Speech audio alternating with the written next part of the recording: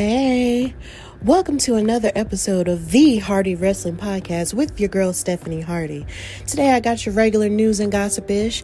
I also have a story talking about what Kofi Mania meant to me in honor of Kofi Kingston's birthday that just happened this past week. And I have your weekly recap of all the shows that you like to watch with Raw, Smackdown, and NXT. So thank you for tuning in to this episode of the Hardy Wrestling Podcast with your girl Stephanie Hardy. If this is your first time listening, welcome. If this isn't your first time listening, thank you for joining me on this ride, and I hope to give you a safe place to listen to what's going on in the crazy and amazing world of professional wrestling. Stay tuned. Here comes your news and gossip-ish.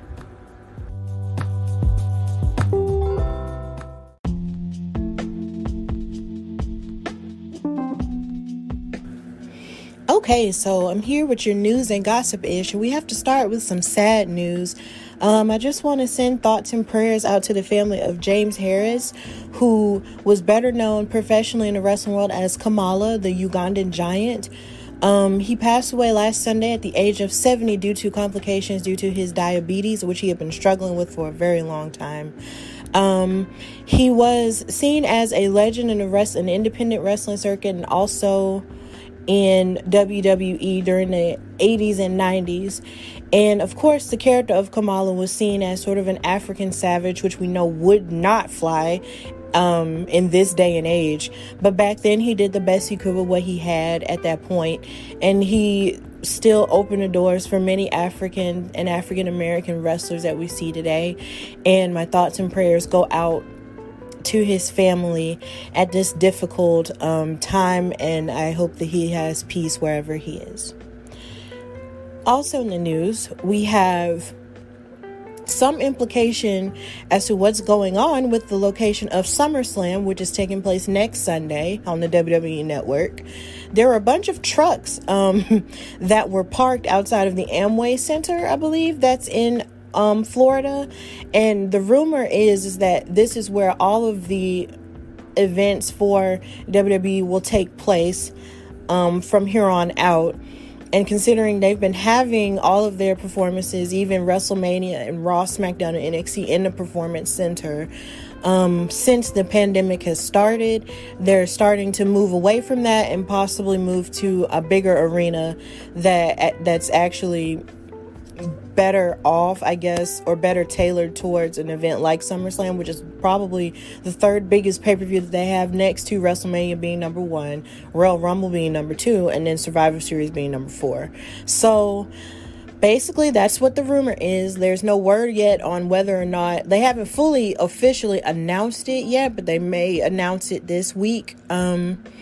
And there's no word exactly on where NXT TakeOver 30 is going to be, because that's also going to take place this weekend too. So who even truly knows at this point? We're just sort of waiting. But this is just hearsay, so we're just going to wait and see.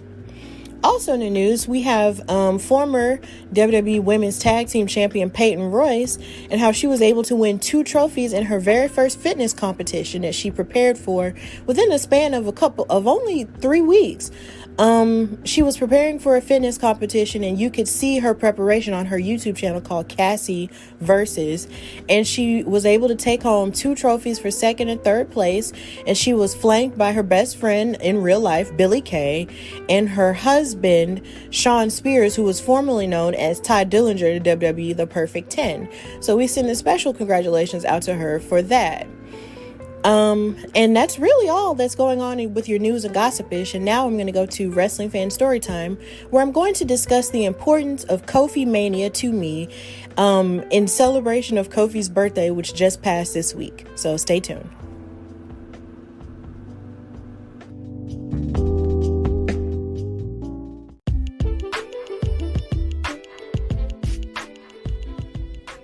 Hey, so if you're like me, you're probably brand new to making a podcast and probably have no clue where to start and probably don't have the equipment to do so. But let me tell you something. There is an app that will allow you to create your podcast and actually give you the tools that you need to make it. It's called Anchor. It's free to use, and you can download it right to your phone or your computer. And Anchor will also help you distribute your podcast so it can be heard on places like Spotify, Apple Podcasts, and many more. You can also make money from your podcast with no minimum listenership. and it has everything you need to make a podcast in one place. So if you're looking to use your voice to speak to something that you are passionate about or something that makes your heart sing, download the Anchor app or go to anchor.fm to get started. And you can download Anchor from wherever apps are sold.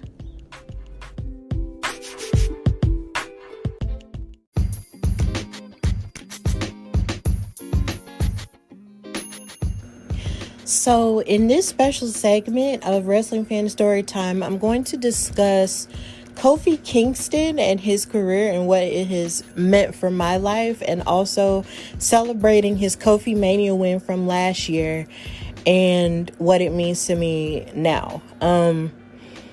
As a fan towards this time, it was like around 2008, 2009 was when I first saw Kofi Kingston, and he was, I thought, who is this sweet, smiling, cute black guy on TV right now?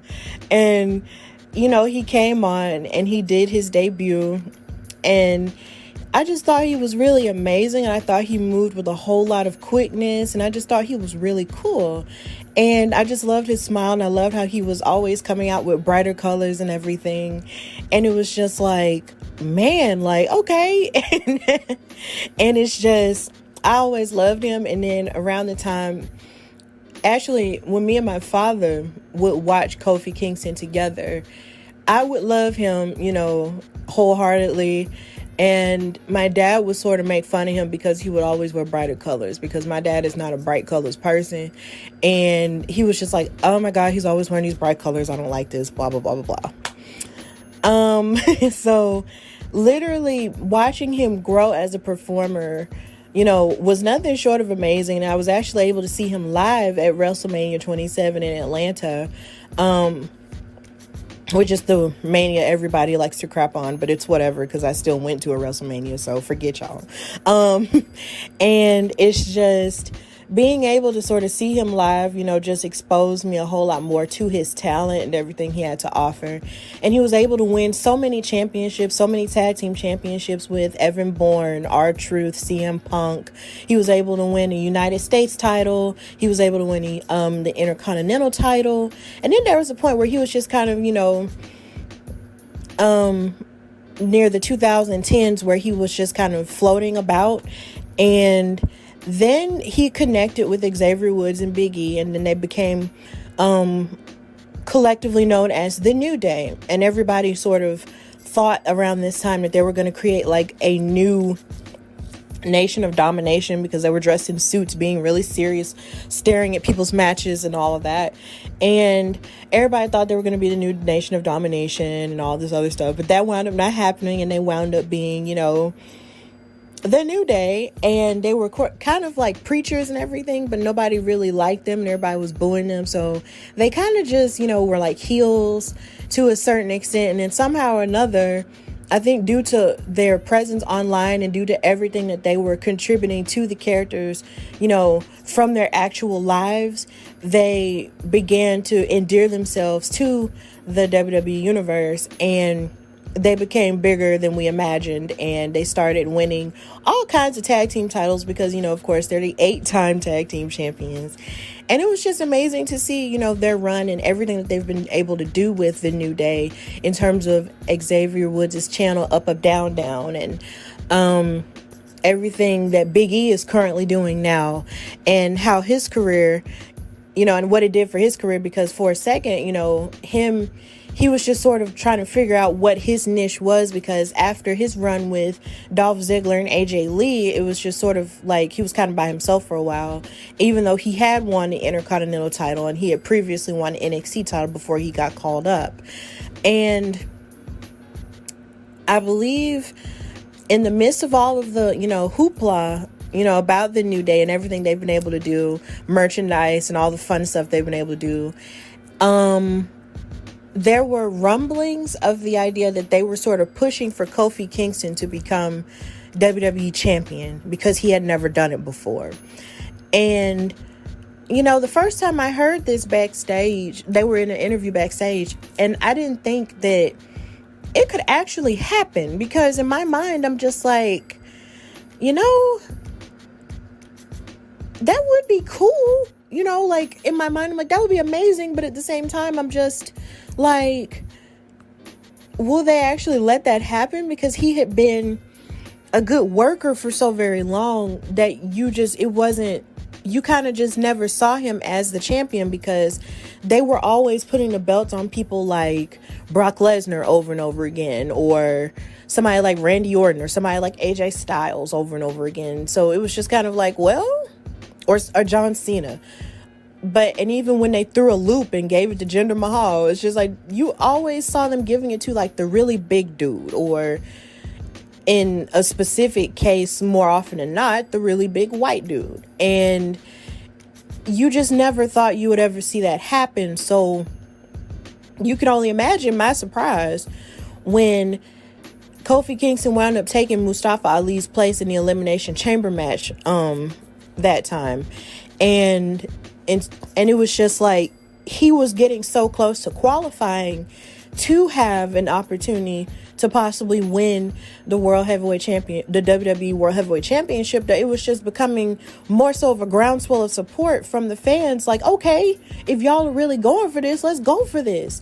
And even when he came up short in that match, you saw the New Day sort of rallying behind him and becoming, you know, his backbone and sort of like his support system, in the idea that he was going for this thing and he was trying, but they were still supporting him regardless.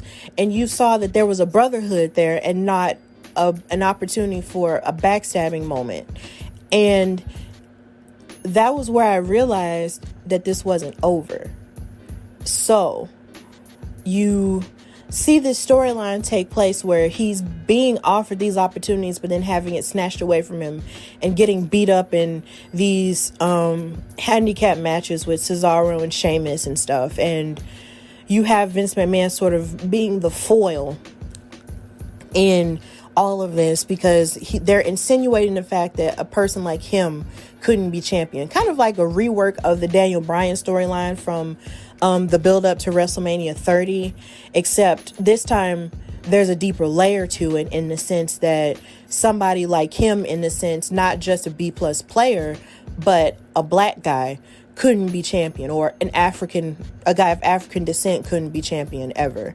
And he started fighting through that glass ceiling over and over again, metaphorically on television and in real life as well. And it was a wonderful story to tell, because in real life, how many times have we, as African Americans and as people born of African descent, or any other person of color, had to fight through an actual glass ceiling that people have put up, because there's only so high you can go until, you know, you reach a point and then they just want you to stop right there. No, we deserve to go for it all, because we're just as awesome, we're just as awesome, and you can't just underestimate us simply because of the fact that we're of a different kind.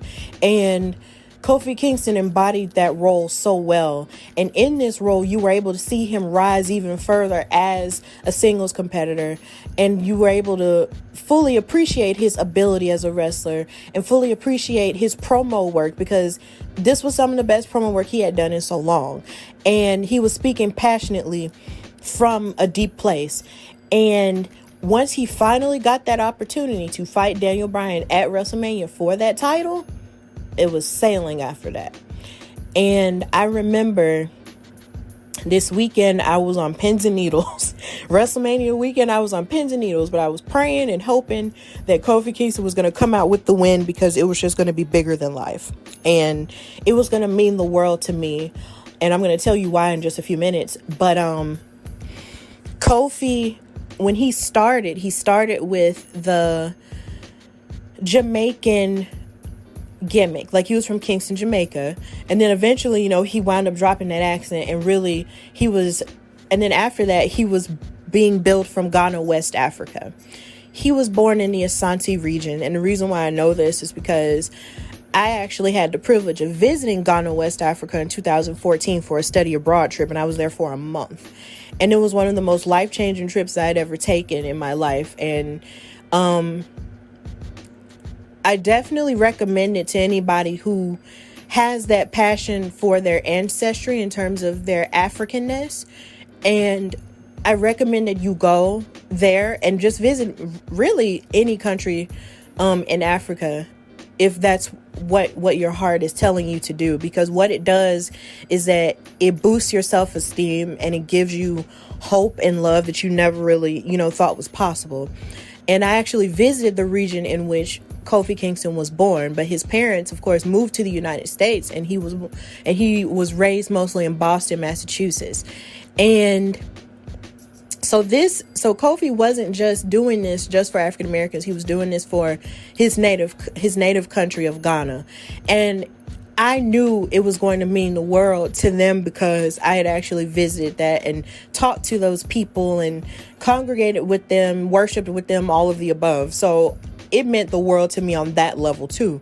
So I'm watching this match over my boyfriend's house, and we're watching this match take place, and every moment that it looked like Kofi was about to lose, I almost lost my breath. I couldn't breathe throughout this whole match. Every moment where it felt like he had the momentum against Daniel Bryan, I was yelling and cheering, and it was just too much for me. This was one of the most nerve-wracking things I'd ever seen in my entire life. But when Kofi was able to, when he was stomping on Daniel Bryan's head, and then he was able to, will himself to do the Trouble in Paradise, and he got the 1, 2, 3 as Xavier and Big E were cheering for him, and you could hear Xavier saying, "Give him what he deserves, Kof. Give him what he deserves." And Big E kept saying, "It's your time. It's your time." I felt it, and I just felt it swelling in my soul.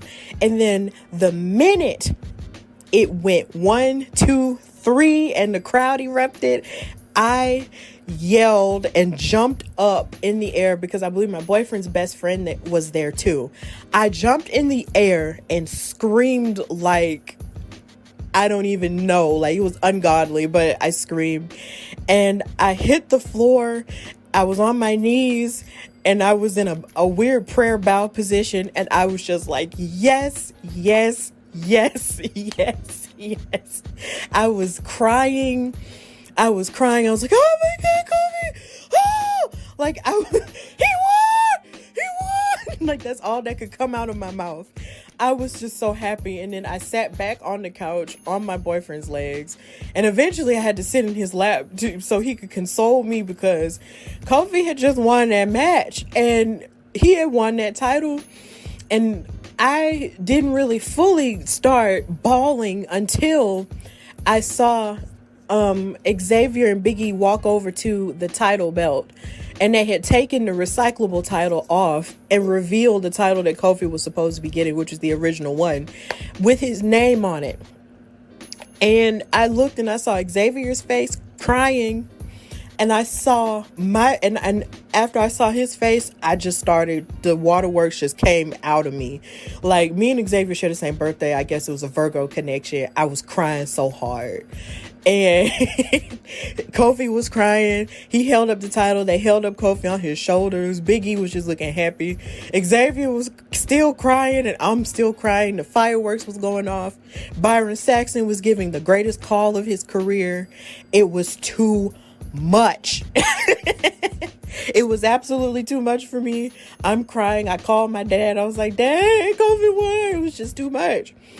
I'm just crying, and it was just like, wow, like he really won this match.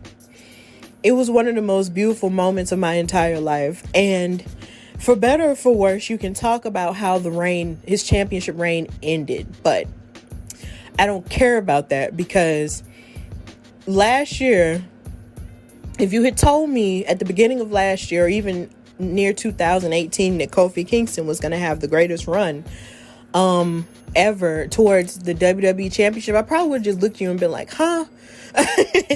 But what that reign did for African American wrestlers, what it did for African American fans, it validated our love for wrestling, and it made us feel seen. It made us feel heard. And to watch a black man work that hard for 11 years, as he kept saying, throughout the run. To get to that top point and knock that glass ceiling the F off just meant the absolute world to us. It meant the world to me. Like, it meant the world, to Ghana, West Africa, to look at the videos that he posted of his family in Ghana, watching it and screaming and, watching him being able to go to Ghana and, be with those children in those villages and, in those schools and everything, and have them touch the title and see the Ghanaian president, make it all official and everything. It just meant the world to me because it's just like I said, I had visited there, and then it meant the world to me because as a Black woman, to see someone rise that high just means the world to me. And I know now we have our discussions about what wrestling promotions as a whole can do better for its African American talent. It's just, we have to cherish the moments that we have when our wrestlers do succeed, whether it be just winning a match that's non-title or winning a title match or even just getting a contendership. Not just saying we should just take, what we're given and just, deal with that. But I'm just saying, let's just celebrate the moments that they do have, and not just, focus so much on the negative all the time. Of course, hold people accountable. Definitely. Always hold promotions accountable for how they're treating their talent. Because as you can see, we're still having issues even with the hashtag Naomi deserves better and all the other things that happen in other promotions, even in AEW and stuff like that. But we have to take time to celebrate how far we've come. Because you have people like Ron Simmons, who made history in his own right, and Rocky Johnsons, and you have the Jacquelines, and you have Jazzes, and then you have Kamala, you have all these people and Sweet Georgia Browns who've opened the doors for where we are now. And we've come so far, and there's still so much farther to go. But Kofi and Kofi Mania, they did that. And it would not have meant as much if Kofi had not worked as hard and followed his dreams to do what he came there to do, which was slay dragons and do everything he was supposed to do and everything he wanted to do as a professional wrestler. And I can only hope and pray that they treat Big E the same way. Kofi's reign only made it easier for Big E to have his run and to basically rise as the locker room leader he can be in terms of a character on Smackdown even now. And I am so grateful that Kofi Mania happened because aside from all the t-shirts, Kofi Kingston, Kofi Sarkodie Mensah is a king. And nothing will ever take that away. No matter how he loses a title, how he lost that title, nothing will ever take that away. He is a golden man. He is a golden king. I'll never forget the time I actually waved at him at the last Smackdown that came to Birmingham, and I said, I love you. And he actually, pointed to his heart and said, I love you too. Like, he deserves every good thing. The New Day deserves every good thing. And I hope Xavier gets well and Kofi gets well. And I hope that Big E can rise to the same occasion that Kofi did. And that's just how I feel about Kofi Mania. I hope he had a really great birthday. And I just hope that every African and African American wrestler can continue to to break the ceilings wherever they are and rise to whatever occasion that they find themselves at. And that's the end of this story time.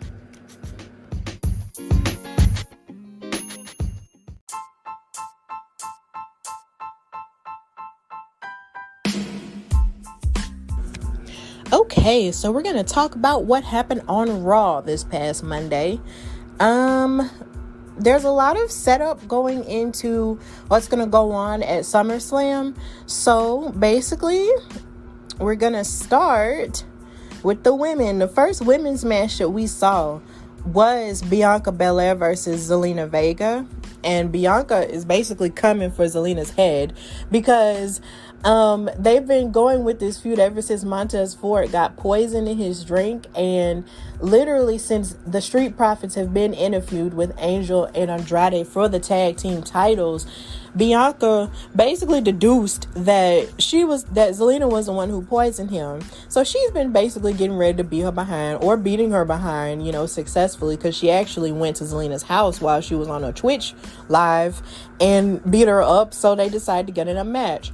And before the match with Angelo Dawkins and Andrade took place, Zelina Vega, cut a promo talking about how she knew that she wasn't the one who poisoned him, but she basically said that unlike Bianca, she doesn't thrive off of her man's success. She creates it. And I thought that was a really good line. I was like, oh, that was, Y'all, let's just appreciate Zelina Vega while she's here. Let's appreciate her jewels that she gives us while she's here.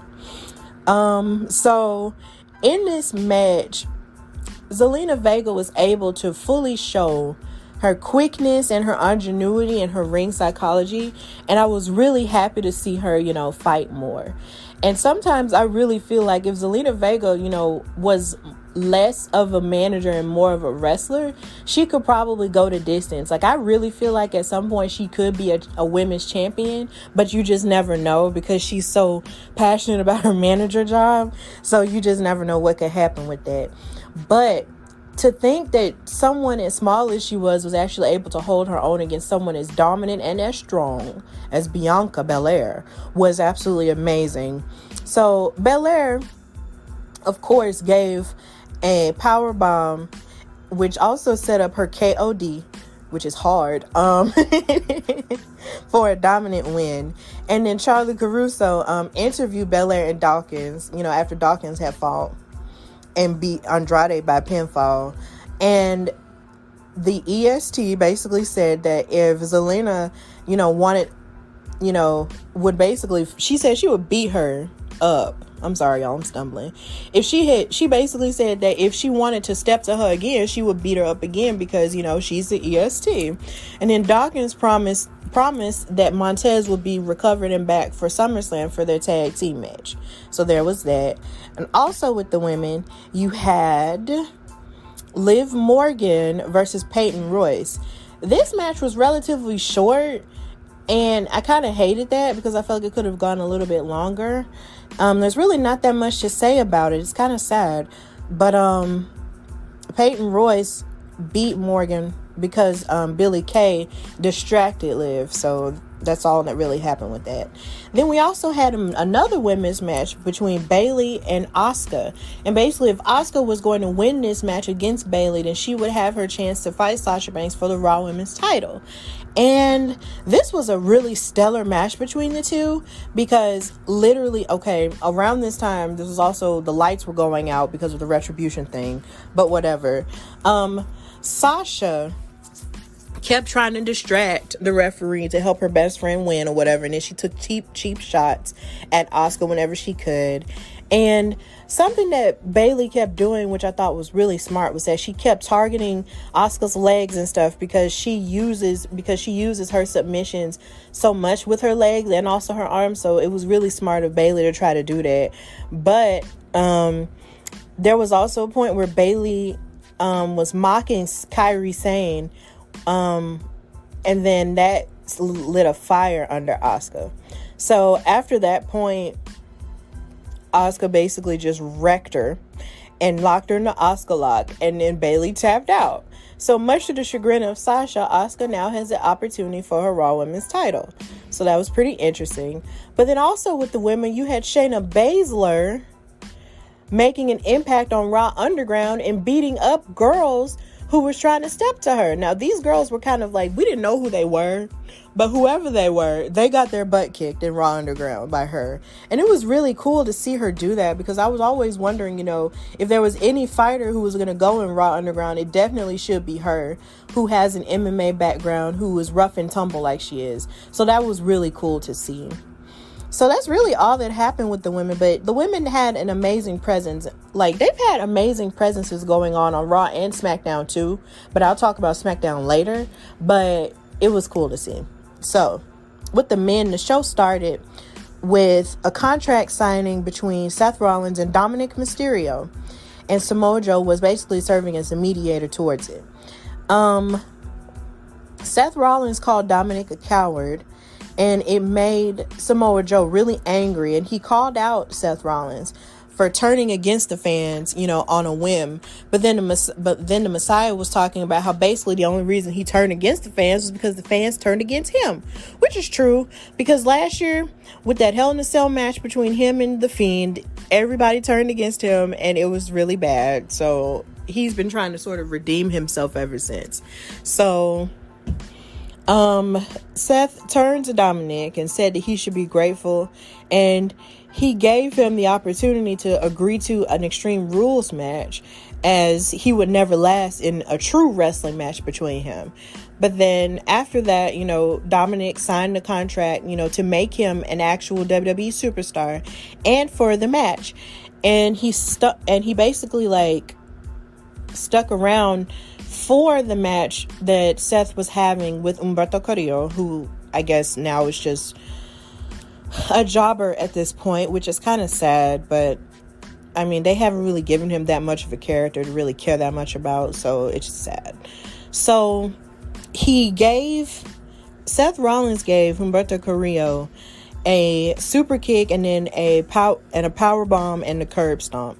But then Murphy attacked Dominic, and then they both trapped Dominic in the ropes, and in a very stunning move, took those kendo sticks that Dominic had been using over the past couple of weeks to beat them up with, and they beat him forwards and backwards in the ring and left bruises all over his body. It was really bad. And I really feel like, even though they were using kendo sticks, this is another proof. This is better proof of the fact that, wrestling's not fake, So to anybody who says wrestling is fake, hush and let us enjoy good things. Anyway, and like I said earlier, Angelo Dawkins fought El Idolo Andrade and came out victorious, so they now have the momentum going forward in their tag team match. And then Apollo Crews fought Shelton Benjamin. And then MVP, was calling out Apollo Crews on his VIP lounge, and he demanded an admission that he caused the lights to flicker, so he lost his United States Championship, which he didn't technically have, but whatever. Then Apollo rushed to the ring and fought off the Hurt Business, and then set up a match with Shelton Benjamin. And then Bobby Lashley was distracting Apollo Crews and allowed Benjamin to get a surprise roll up for a win. And then Bobby Lashley wanted to go up there and put Apollo Crews in a full Nelson, but then MVP stopped him. But he wanted to keep Crews ready for SummerSlam, so now they're gonna fight. And that's pretty much all that happened in that segment. It's kind of sad to see the Hurt Business without all the gold anymore, because at first they looked kind of dominant, and now but they still do look dominant though after that whole run they had on the first episode of Raw Underground. So that's going to be interesting to look at. And we had the Viking Raiders in a match with Ricochet and Cedric Alexander versus Akira Tozawa and all his ninjas. And this was kind of a nothing match. I don't want to say that. I don't really want to say that, but that match was kind of a nothing match. But Cedric Alexander, Ricochet, and the Viking Raiders wound up winning. So,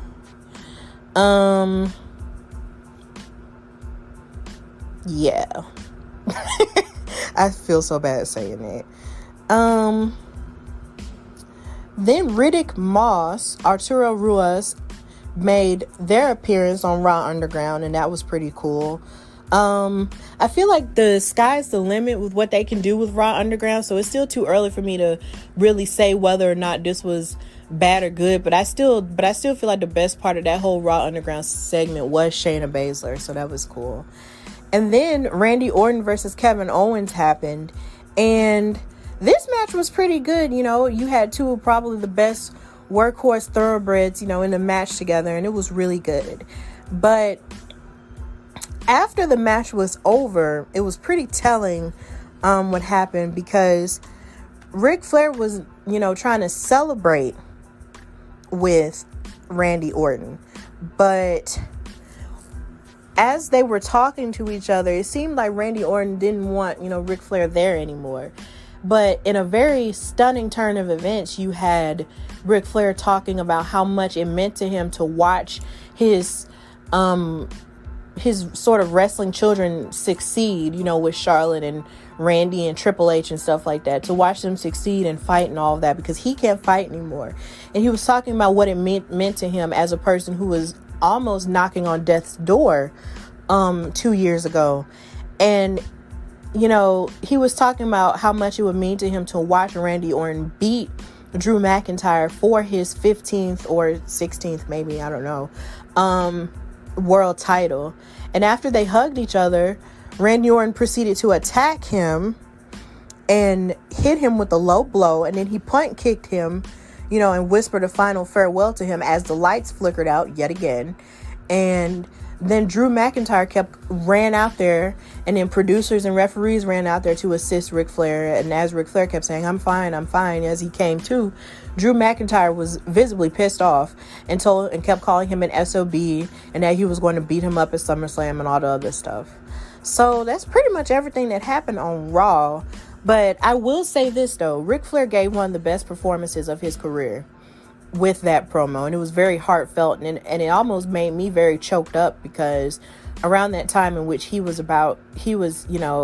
dealing with his health issues, it was really scary, to have to hear about. And honestly, if it had went the other way, it would have been very painful, for all of us as wrestling fans. But I'm really glad that Ric Flair recovered and he was able to kick out at 2. And we're able to see more of him, and to see more of him enjoying his retirement life and, being the backbone of other wrestling superstars. And honestly, it also means the world to me, because if he had not have recovered, me and Ric Flair would not have met at Comic-Con last year. So, yeah, that's all that happened on Raw. And now we're going to go to NXT.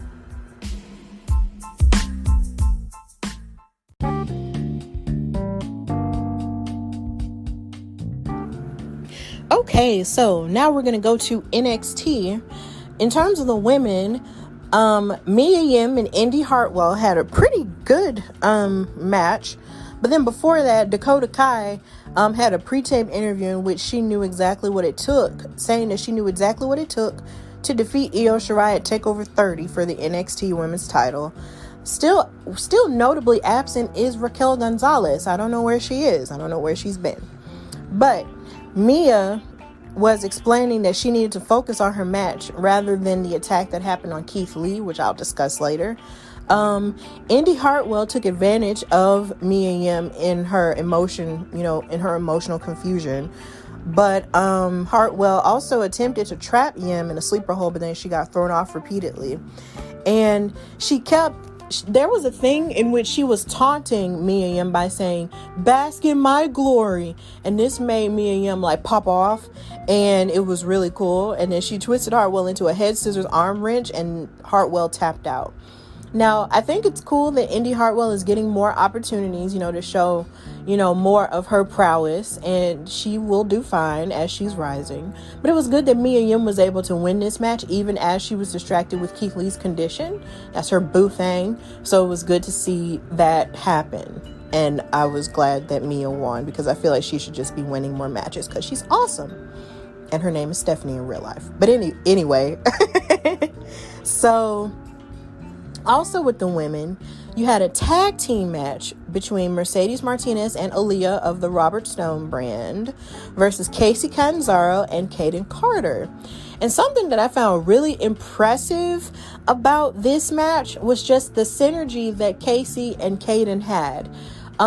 They had matching outfits, which I thought was really cute, but also at the same time, you saw them utilizing their high flying ability a whole lot more. And it was really cool because of course, Casey started as an American Ninja Warrior, and she's been training, to get better.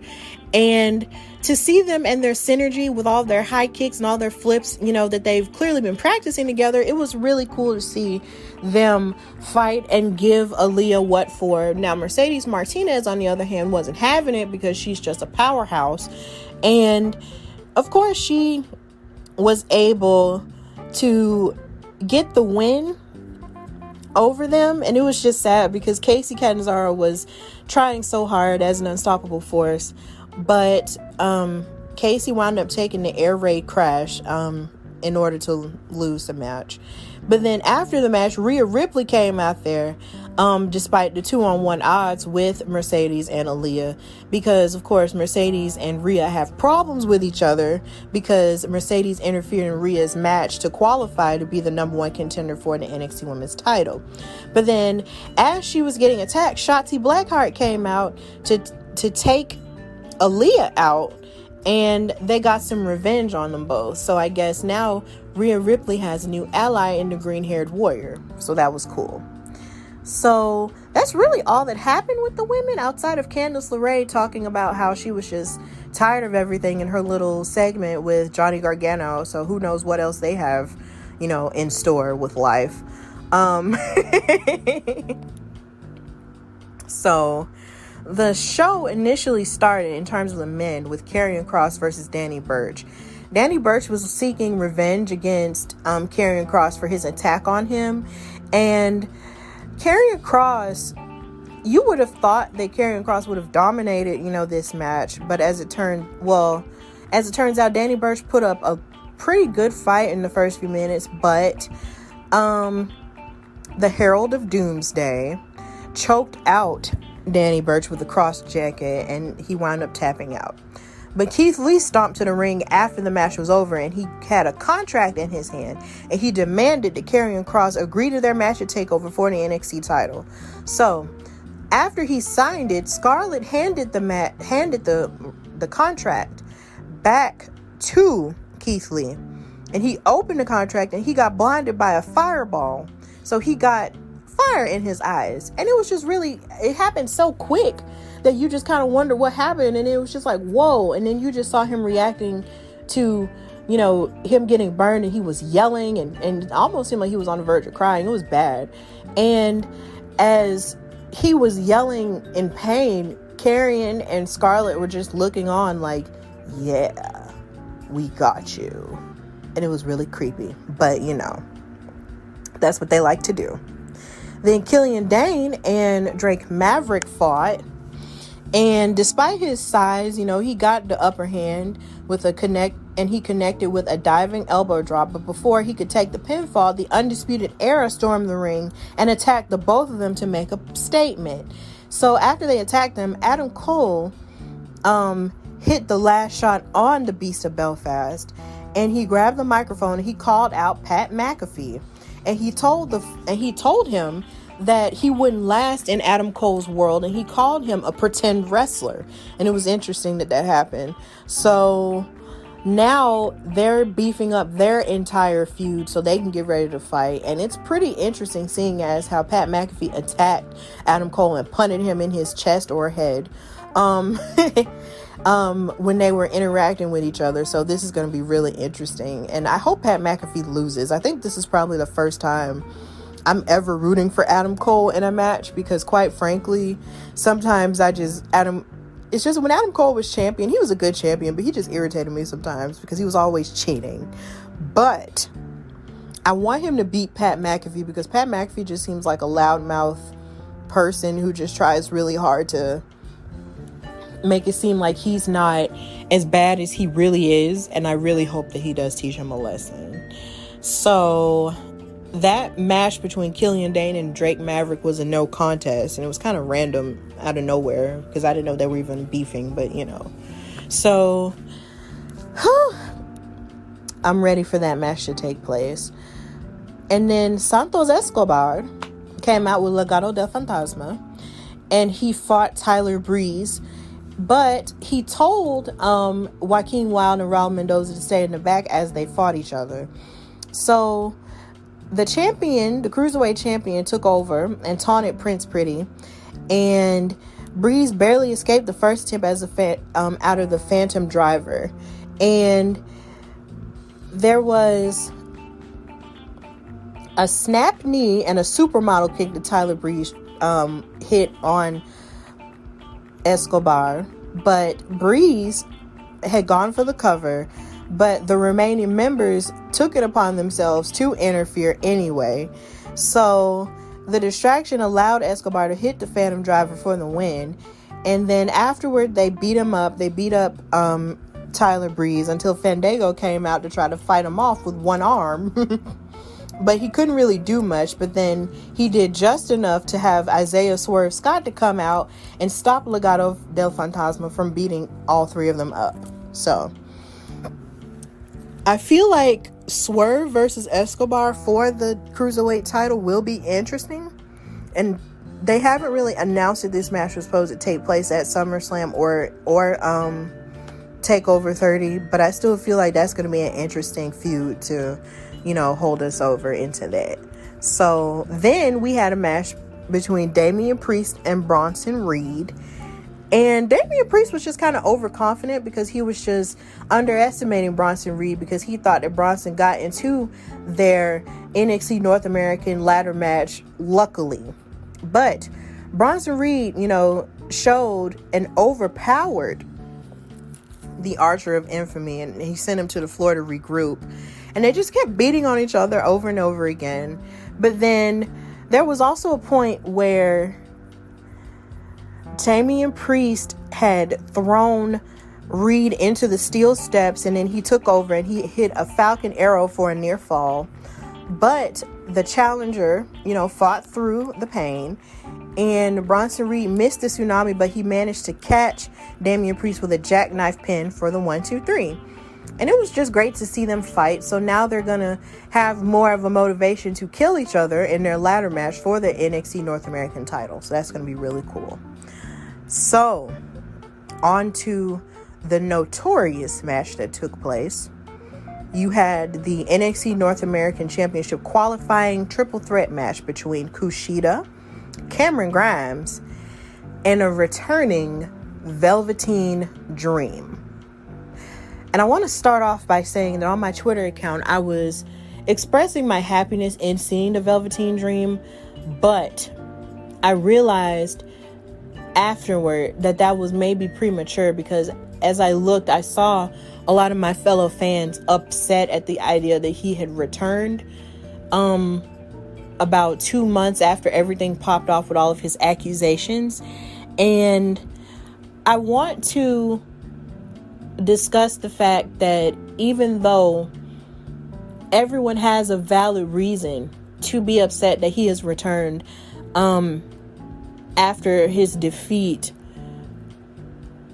by Adam Cole at NXT TakeOver in Your House, and he's had some personal stuff go on, it's just, I can't really say that it was wrong for WWE to bring him back, because as far as we know, they may have looked into those accusations and they were proved to be unfounded, because with the speaking out movement that took place earlier this summer, it's just a lot of the people who were exposed in that were either fired or just were fired and completely let go from the company as a whole.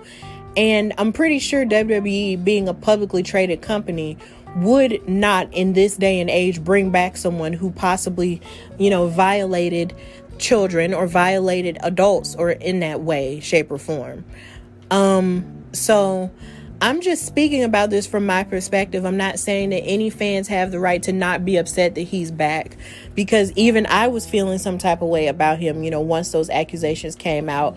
But I was also hoping that it wasn't going to be true. I was hoping that he wasn't participating in any illicit behavior that would stop him from rising as a wrestler, as a star. But I can't say that I wasn't happy to see him. So I was, but I'm taking it also with a grain of salt, because I don't know exactly what went on in that investigation that WWE may have or may not have done.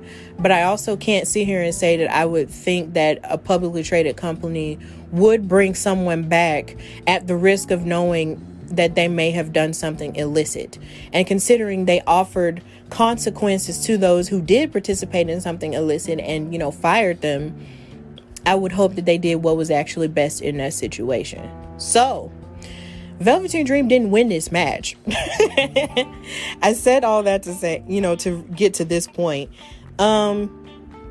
Velveteen Dream did not win this match. So, as it turns out, Cameron Grimes wound up winning, which kind of irritated me because I don't like him. And I would have preferred it if Kushida had won, because he really hasn't done a whole lot as of late. I don't know if he's been injured lately or what, but he just hasn't really done a whole lot as of late. And I would have preferred it if somebody like him, who really hasn't had that many opportunities at titles like that, to actually go forward and win that. If Velveteen Dream wasn't going to win, it probably would have gone better to him. But then Cameron Grimes has been working hard, so I can't really take that away from him either, just because I don't like his character. So Cameron Grimes qualified for the North American title ladder match at NXT TakeOver 30. And that's all that happened on NXT. And now we're going to go to Smackdown.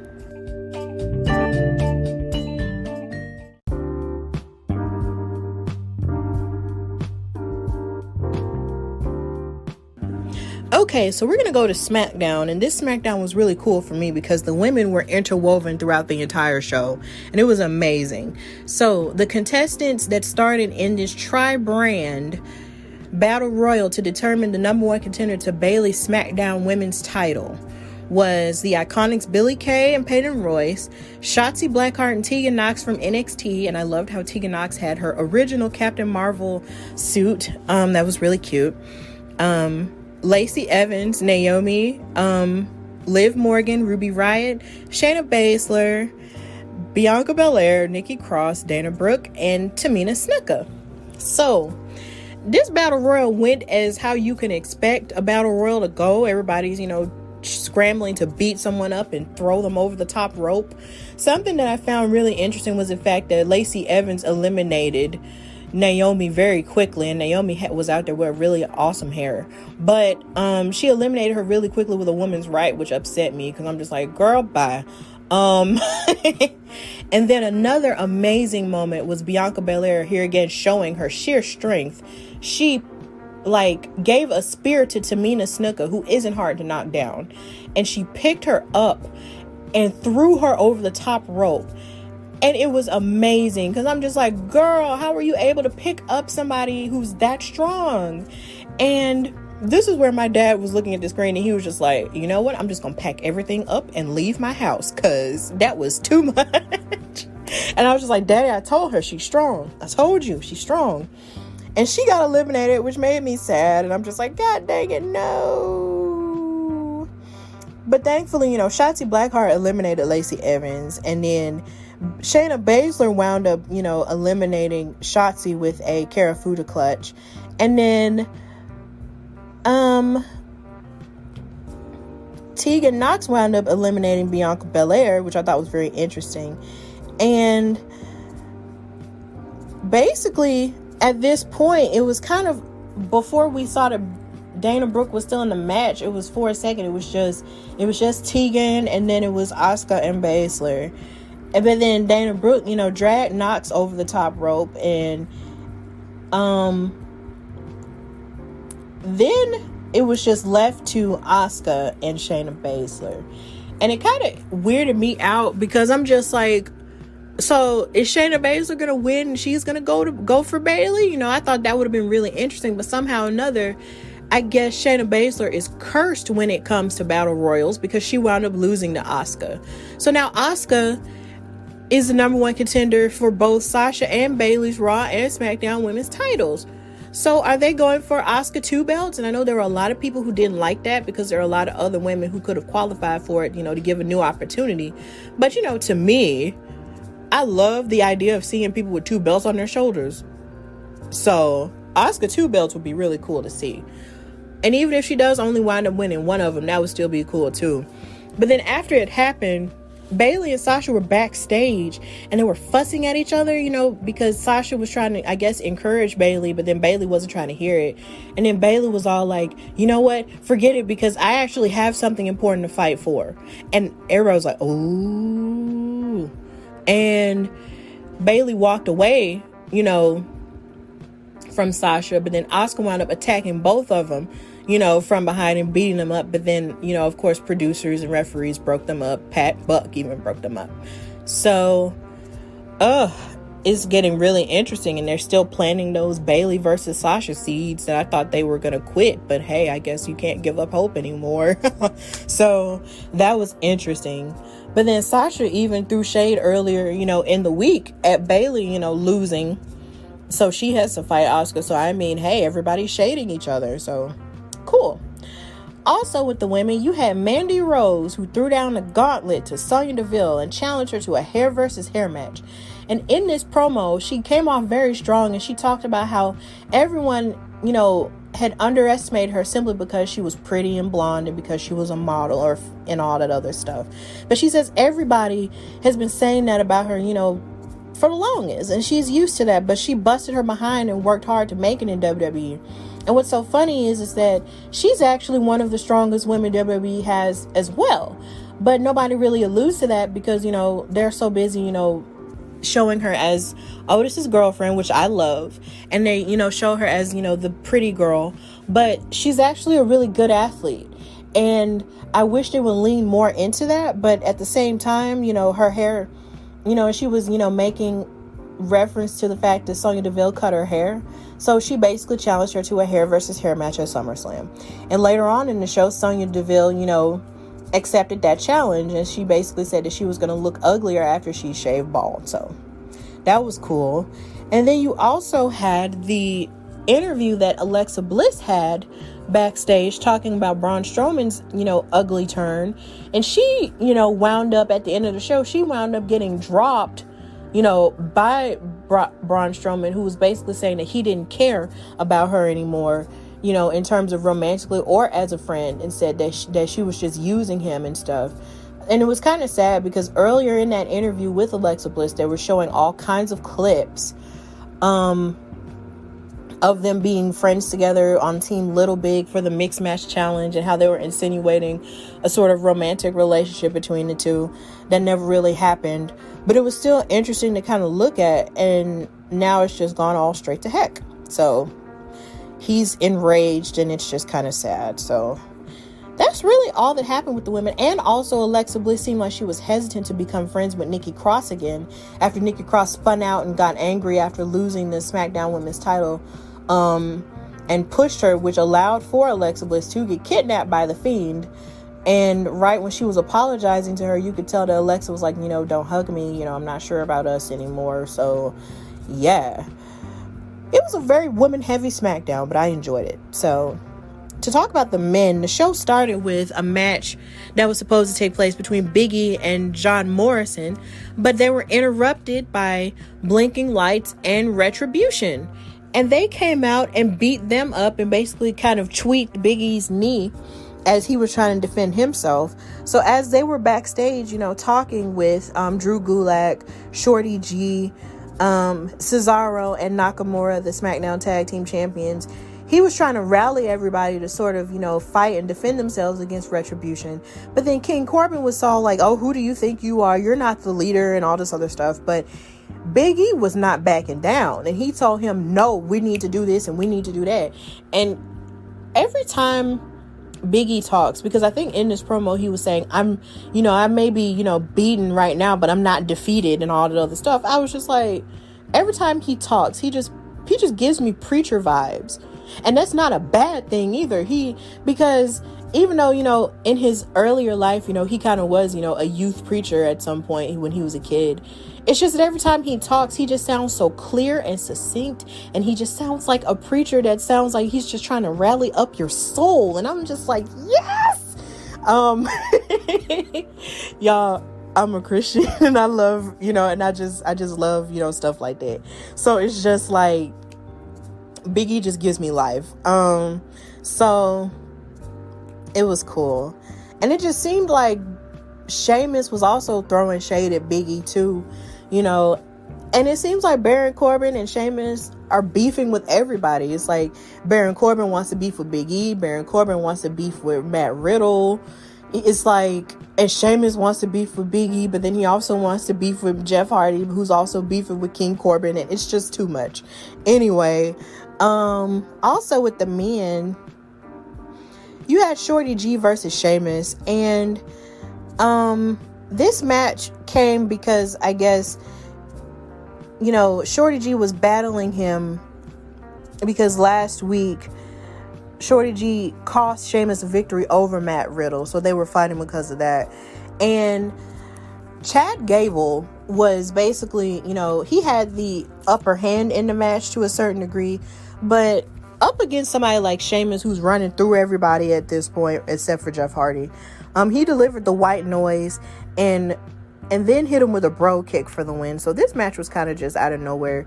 But, well, not really out of nowhere. It just kind of, was really quick and a one and done type of match. But it was kind of confusing because Shorty G was kind of playing the baby face. Well, I don't want to say he was like a heel baby face in this scenario because he's working for Baron Corbin for the King's Ransom thing with Matt Riddle. But then he got beat up by Sheamus, who's like a mega heel at this point. So it's kind of hard to see, what Shorty G is in the grand scheme of SmackDown, but I don't know. And then Jeff Hardy challenged AJ Styles for his Intercontinental title after AJ was sort of out there to do some type of math thing with some type of guy who was serving as a numbers cruncher. I don't know. But this guy was actually known as Joseph Park, who made his WWE debut with AJ Styles, and as it turns out, he has a little bit of TNA history because he served as the character Abyss, who was kind of like a Kane-ish character in TNA from what I was told. So it was kind of interesting to see him, also with, other TNA brethren in AJ Styles and Jeff Hardy. So basically, this was AJ Styles saying no one can beat me and no one's worthy enough to challenge me for the Intercontinental title. And Jeff Hardy was like, okay, I'm going to beat you for it. And that's pretty much it. And it was weird because it started off with AJ Styles saying how much he respected him and as a wrestler and as a performer, and how he respected, him and his brother Matt as the best tag team, WWE has ever seen. Hardy Gang. But he said that he wasn't going to give him an opportunity at the title because he didn't deserve it. So basically AJ was healing it up. But Jeff, wrote his name on the board and said, I'm next in line. So that's pretty much it. And then there was a match between Gran Metalik and Shinsuke Nakamura. And this match was pretty good.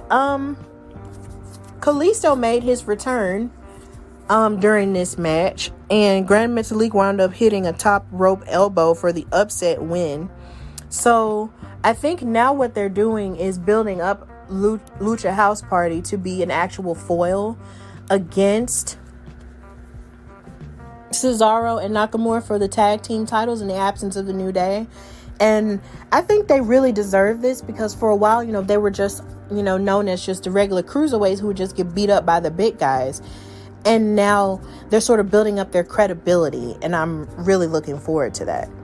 And really, that's all that happened with the men. And then, of course, you had Braun Strowman, like I mentioned earlier, who had his promo with Alexa Bliss. And he's just turned into this dark character. He shaved his head. And now he's just, mocking the crap out of Alexa Bliss. And Alexa Bliss was like, look, the least you could do is look at me if you're, going to run me down. And he wound up, hitting her. And she took that really bad bump. And then the Fiend came out after the lights went out. And then Braun Strowman disappeared. And he had the upper hand in the mind game scenario with the Fiend. And then that's where it ended. It ended with, him with the Fiend looking off in the ring, and then it ended with the whole "let me in" thing. So that's pretty much all that happened on SmackDown. And now we're going to go to the conclusion.